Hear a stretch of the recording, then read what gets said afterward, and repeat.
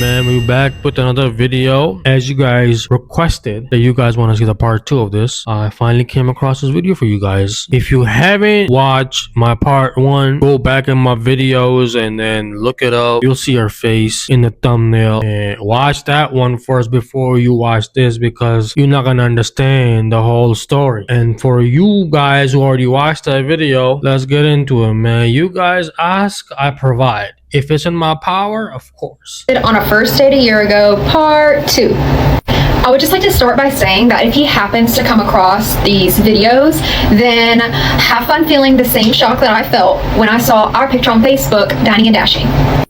Also, if you're wondering why I'm so dressed up, I'm about to go to a concert. And also, if you're wondering why part 2 took so long, I've had a lot going on. So sorry. So let's get into the tea. But first, if you haven't watched part 1, go watch that now. So where I left off on part 1 was that after he cried about my premarital sex, I then find out the next day on Facebook that he did not pay for our food on our date. So that's what I'm referring to by almost got arrested, because we stole the food. I did not know we were stealing the food. Obviously, he said at the time that he didn't know that he was stealing the food. But if you wait a little bit more into the story, that's not so true. So immediately after I see the post, I call the restaurant crying, and they actually felt bad for me, and they were just as concerned, if not more, than y'all are, and wanted to be assured that there was not going to be a second date. There was, of course, not a second date, and I didn't hear much from him, if anything at all, just a few phone calls that I ignored. I saw the post on Monday night, and Friday afternoon, I'm at work when someone walks in with a huge arrangement of flowers. As soon as I see it, I immediately start shaking.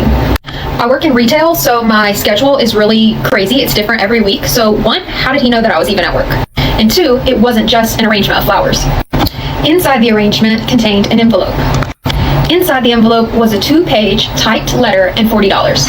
The $40 was to repay me for the meal that he stole that cost $60. Now, I feel like reading the letter is going a little bit too far, but if this post gets 100,000 likes, then I guess I'll have to share it with y'all.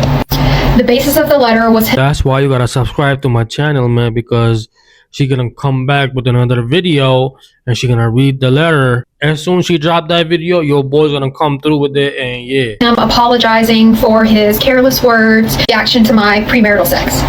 1.5 pages revolving around my premarital sex. And then at the end of the letter, it was signed, and then there was a PS. The PS said, "I was embarrassed by the events of Monday night. Please allow me to repay you. Thank you for handling an awkward situation with such grace." I handled it with grace for a year. That night, I discussed with my family on what I should do now, because I was genuinely freaked out at this point. And this is where changing the code to our doors comes in. After I saw the post on Facebook, my whole family... Hold on. How does he have your code for the door? You don't just, hand out the code to the door to random people that you just been on a date with a couple of times. See, that's what I said in the first video, man. Matt ain't matting up. How come he know the code? Was it more than just what she's telling us?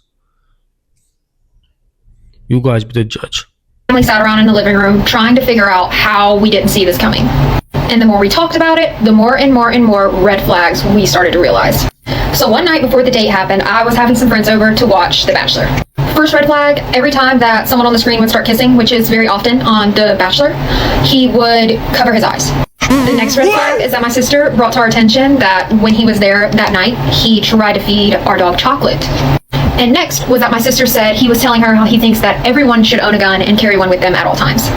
And that night, when he came to watch The Bachelor, he had a huge book bag with him that I have no idea what was inside. And next, we're getting to the part where I moved out of the country. Guilty, not out of the country, out of the continental United States to Hawaii. Right before this happened, I was offered a dream job in Hawaii.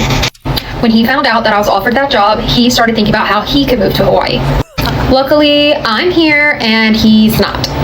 I'm mainly posting all of this, not just because it was very traumatic for me and it's kind of funny and it's crazy, but to bring awareness to other women who are dating right now that you have to be more careful, you can't be so nice and trusting, unfortunately.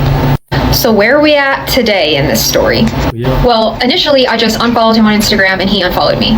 I ended up going back home for a little bit and I noticed that he was watching my Instagram stories. How he knew I was posting Instagram stories when he didn't follow me, I don't know. At the time, I felt like it was best not to block him because maybe if he could see me online, then he wouldn't try to find me in person. That's a lie right there. You didn't block him online because you like that attention that he was providing. Especially the people who watch the stories, man, they're looking for every single bit of attention that they can get from anybody. It don't matter who it is. Why are you watching your stories?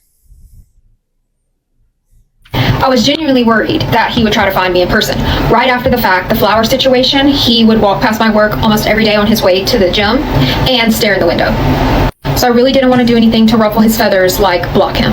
Well, I end up, of course, running into him in public. Of course. I just ignored him as best as I could. Let me say this. I feel like she is one of those people who would drop a location, knowing somebody's stalking you on your story, and then if they show up, then act all surprised and shit. And later that night, guess who followed me on Instagram? He did. So at that point, I finally blocked him.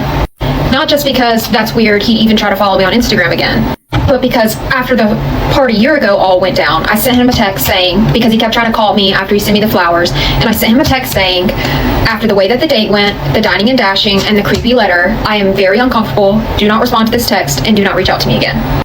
He never reached out to me again other than walking past my work until that follow almost a year later on Instagram. I also have no problem sharing the story on the internet at this point because I have heard from multiple sources that he is going around telling people that he works with that he did it on purpose and that he thinks it's funny. And long story short, he was right. I guess the devil did tear us apart.